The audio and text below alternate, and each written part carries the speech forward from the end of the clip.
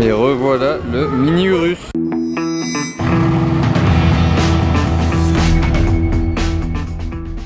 Hello everybody, this is Fipe, j'espère que vous allez tous bien. On se retrouve aujourd'hui à Monaco pour une nouvelle vidéo tout simplement. Si vous êtes nouveau sur ma chaîne YouTube, le bouton s'abonner il est en dessous, comme ça vous prépare la suite de mes aventures en 2020. Mon Instagram il s'affiche aussi à l'écran, bonjour. Voilà, il y avait une dalle par terre. C'est donc parti pour une nouvelle vidéo. AMG GT. Ouais, donc c'est parti pour une nouvelle vidéo. J'ai rien de spécial de prévu pour aujourd'hui, mais rien que d'être dans Monaco toute la journée, il peut se passer tellement de choses que c'est ça mon programme en fait. Arpenter les rues. Allez, on est parti pour une journée à Monaco. Ah, bah là il y a un gars du Paris-Dakar qui s'est perdu.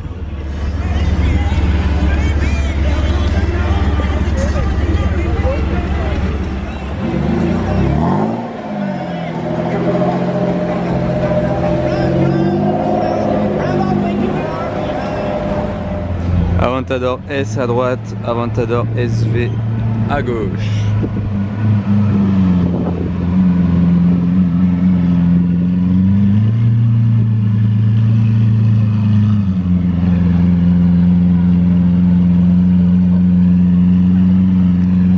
Ça commence à se faire rare les Aventador SV.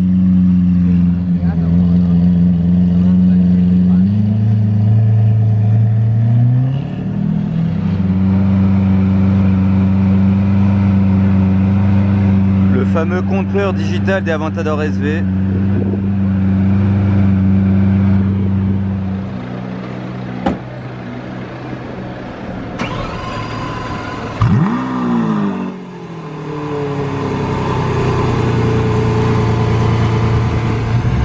Voilà, c'était violent le start-up là. Par contre, vu qu'il n'est pas en mode sport, les valves se sont fermées, c'est dommage. Il faudrait qu'il appuie sur le bouton magique. Bon bah il s'est pas chauffé, ça fait un bruit étouffé du coup avec les valves fermées. Et là il y a une GTR qui arrive.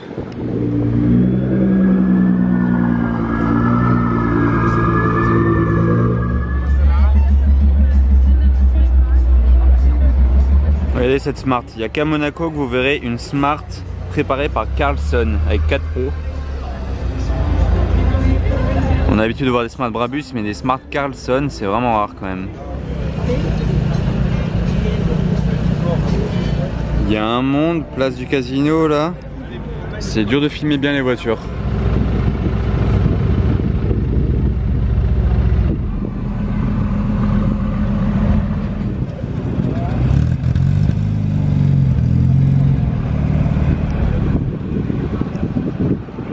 Regardez, c'est le tout nouveau RSQ3. Je n'en avais encore jamais vu. En art de grès. On dirait un mini Urus. Ça on dirait un mini Urus. Nouveau RSQ3. Il a l'air très sympa.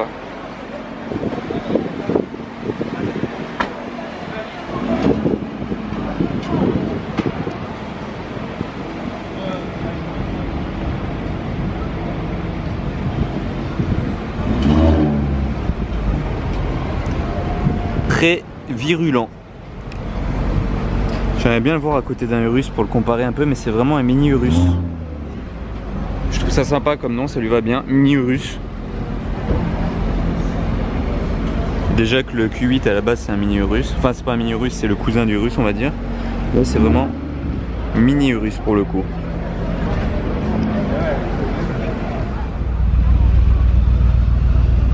Allez, maintenant pour changer un peu du casino, je me pose dans l'épingle, la fameuse épingle devant le Fairmont. Parce que ça défile bien ici. Ah bah là il y a une 355 qui arrive. Et je filme un peu des voitures en action du coup, en mouvement.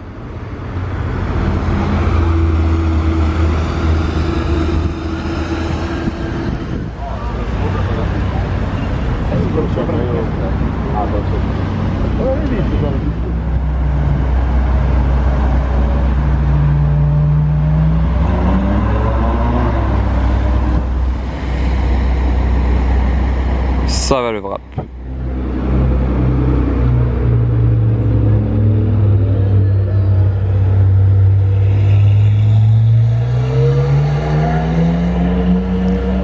voilà à présent devant les concessions McLaren, Rolls-Royce, Ferrari, etc. Il n'y a rien de spécial à filmer aujourd'hui, mais ça me fait juste penser à quelque chose. J'ai oublié que l'autre fois je suis passé et devant chez McLaren il y avait une McLaren Senna. Donc non seulement il y avait une McLaren Senna, c'est déjà pas non plus hyper courant même si on a pas mal à Monaco, mais c'était une McLaren Senna qui appartient à Monsieur Senna. Parce qu'en fait cette Senna là c'est celle de Bruno Senna qui est le neveu de Ayrton Senna. Et c'est pour ça en fait que cette voiture s'appelle Senna. Voilà, donc j'ai vu Bruno Senna et sa McLaren Senna à Monaco. Il était là pour faire poser des plaques d'immatriculation, peu importe, en tout cas je l'ai filmé, elle est toute en carbone. Je vous cale la vidéo maintenant, j'avais filmé ça avec l'iPhone, mais je vous la cale maintenant dans le vlog d'aujourd'hui. Décidément à chaque fois que j'ai pas ma caméra, je tombe sur des Senna. Regardez celle-ci toute en carbone. Étrier vert, liseré jaune et détail jaune tout autour. Là, je l'ai fait au téléphone, hein. Je passais par là comme ça, vite teinté. Ah, même ça il l'a teinté du coup. Il a teinté comme les vitres, c'est la première fois que je vois une Senna avec cette vitre teintée, sauf s'il y a... Ouais si, il y a une vitre hein, quand même. Parce que c'est une option, il n'y a pas forcément la vitre. C'est restera le bruit qui arrive derrière. Là-bas au fond, pista jaune. Regardez comme elle est. Bah.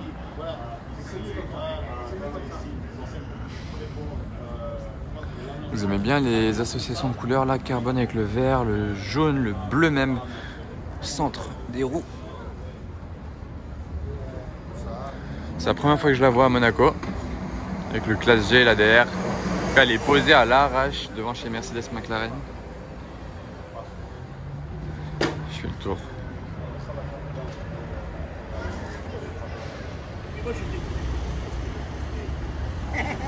Voilà, après que dire de plus à part vous faire voir comment elle est, hein. C'est une Senna, voilà. C'est toujours cool d'en voir une de plus à Monaco. Et voilà, donc pour la McLaren Senna de Bruno Senna, ça c'est fait. Il n'y a rien d'autre de spécial à filmer pour le moment de ce côté-là. Je vais essayer d'aller de l'autre côté vers le port et peut-être même jusque l'atelier Ferrari qui est là-bas. Parce que c'est assez calme de ce côté-là, donc pour changer, je vais aller faire un petit peu de marche jusque là-bas. Je passe devant chez Rolls et regardez, je vois que ce Cullinan là, il est vendu. Mais il a une config franchement tout blanc et noir, même l'insigne vous voyez il est noir, la petite statuette. La calandre, il est blanc mat satiné on dirait. Franchement sympa. Et là il y a la Smart Shadow édition électrique avec ses grosses jantes. Regardez, on voit les amortisseurs à l'arrière là. Ouais, donc voilà, j'avais commencé à marcher, là j'allais traverser le tunnel, mais juste d'ici, regardez, il y a un point de vue sur les travaux. Ça change que de filmer d'en haut. Voilà, il y a l'avancée avec la piscine. Là, il y a toutes les grues. Et on voit bien l'avancée des travaux, hein, tout simplement. Là, on se rend bien compte, ça y est, que c'est de la terre. On croirait même que c'est la terre ferme, je dirais. Mais là, à la base, il y avait de l'eau, hein, c'était la mer. Passage devant le Yacht Club, il n'y a rien de spécial à filmer à part ce Bentayga. Ah, j'aperçois une Ferrari quand même là derrière. Par contre il y a du vent là, je me mets dans ce sens pour le cacher un petit peu avec mon corps. Mais voilà, quand même direction le port.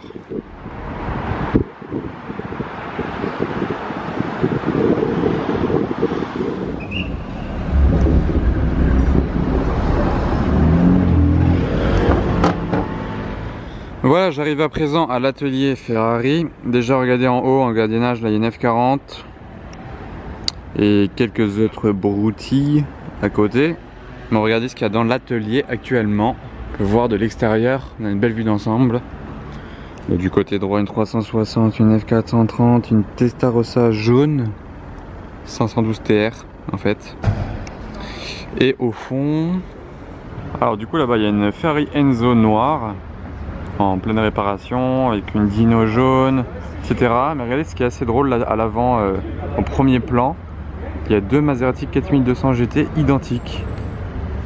Et il y a celle-là et il y a celle-là. Bon, c'est pas les plus belles des Maserati, mais deux identiques comme ça. Bon, voilà pour la petite histoire. Et là il y a une Enzo, mais celle-ci ne bouge jamais de là, donc c'est rien de spécial. Il y a quand même aussi des Enzo, une 288 GTO. Ouais, j'ai entendu un bruit là-bas dans la rue derrière. Bon, je disais, regardez comment le capot il s'ouvre de la GTO là.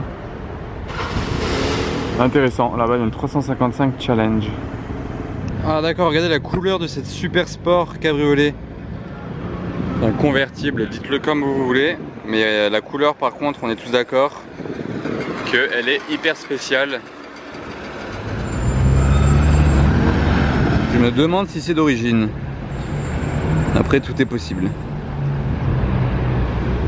Bon, cette petite balade n'était pas hyper fructueuse. Maintenant je remonte vers le casino. Par ici, par l'avenue d'Ostende. Le casino est juste là-haut.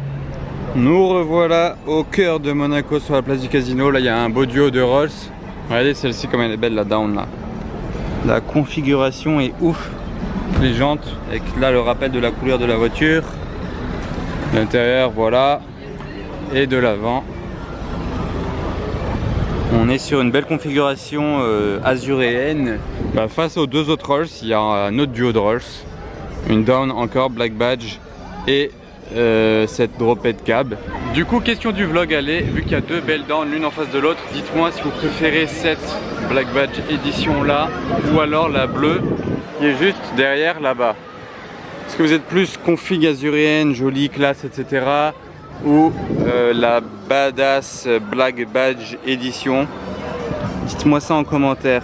La Black Badge noire ou la bleue. Alors voilà, devant le casino, qu'est-ce qu'on a? Une race, une rapide.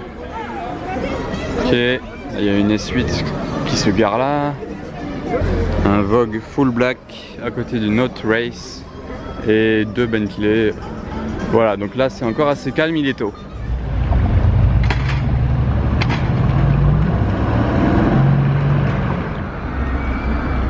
Et voilà, la Portofino sinon, qui a déjà eu un bruit amélioré par rapport à la California T, parce que les clients de la California T se sont plaints du bruit justement, et du coup Ferrari a un peu amélioré la chose avec la Portofino, pour information.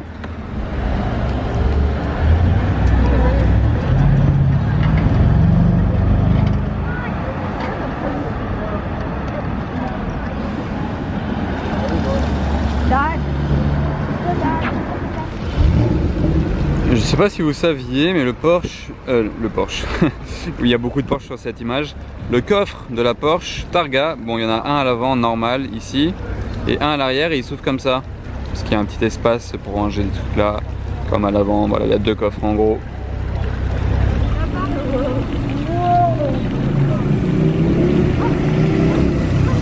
Lourd.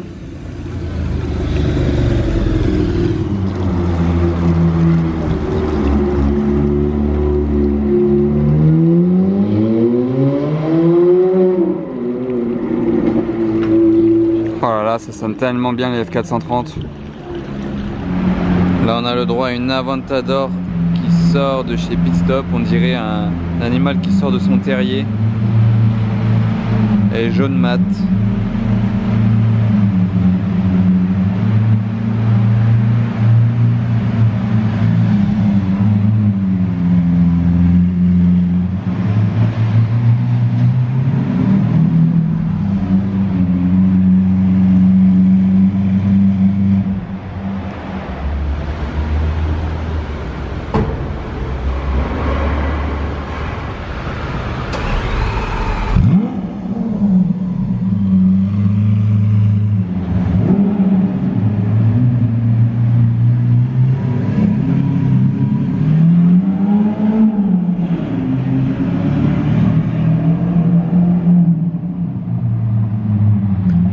C'est impossible que vous ayez ressenti ce que j'ai ressenti. Ça faisait vibrer les murs avec la résonance. C'est vraiment impressionnant. Alors là par contre c'est aussi un V12. Mais alors rien à voir niveau bruit. C'est les deux opposés des V12. Donc voilà au portier. RS6 ABT. Là c'est un Cullinan Black Badge édition, c'est le tout nouveau Black Badge, c'est le premier que je vois, premier à Monaco. Ça vient de sortir les Cullinan Black Badge, pas encore livré.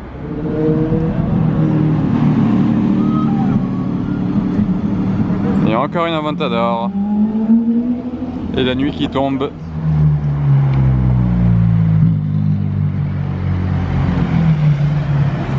choc des générations, l'ancienne et la nouvelle. Enfin nouvelle qui n'est plus si nouvelle, mais en tout cas la restylée. Et revoilà le Mini Urus. Le RSQ3. Hein. Ceux qui n'auraient pas suivi tout à l'heure. Même les feux à l'arrière, c'est vraiment style Lambo.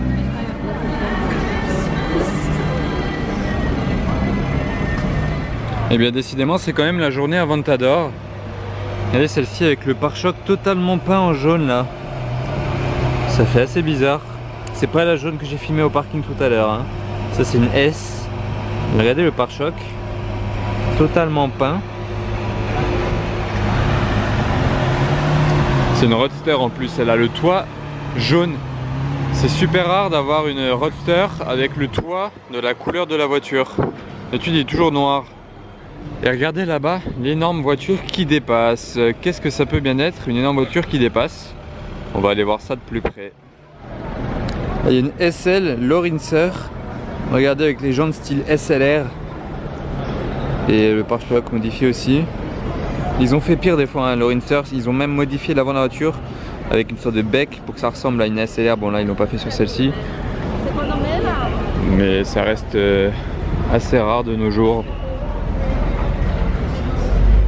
Voilà, il y a le G, en plus il vient d'être ouvert, je sais pas s'il va bouger. Brabus, c'est le mode off-road, vous voyez, avec tout l'équipement. Ça va, regardez, j'avais même pas vu la Lotus devant. Regardez, elle est minuscule à côté. J'ai essayé de faire un petit plan. Même le regardez là, le voiturier. Il fait la moitié de la hauteur de la voiture. Enfin si on peut encore appeler ça une voiture. Hein. C'est difficile à dire. Oh là là. Ça c'est parfait pour partir en safari. En toute insolence. Là il a tout le matos des GPS en place. Donc à faire de la route. Ça c'est vraiment pour faire de la route mais pas de l'autoroute, hein, pour faire de la route. Vous imaginez, vous êtes assis dans le jet, vous tournez la tête, vous voyez strictement rien. La Lotus, vous ne la voyez pas. Même si vous conduisez, c'est comme les camions des fois qui voient pas les voitures qui sont en dessous là dans l'angle mort. Bah, c'est comme, voilà, c'est pareil, hein, faut faire vraiment attention du coup sur la route, vous imaginez. Et je vais terminer mon vlog sur cette énorme G, cette énorme trouvaille. J'espère que ça vous aura plu ce petit vlog de Monaco. Aujourd'hui il n'y avait rien de foufou, mais en fait ce qui n'est pas forcément fou pour moi l'est peut-être pour vous. Donc des fois je me rends même pas compte que je crois ne rien voir de spécial, mais au final ça vous plaît quand même parce que vous n'avez pas l'habitude de voir tout ça, c'est normal si vous n'êtes pas dans des coins où il y a beaucoup de belles voitures. En tout cas, pour en voir encore plus, n'oubliez pas de vous abonner et lâcher le pouce bleu si ça vous a plu les amis. Je vous dis à bientôt pour une nouvelle vidéo, ciao.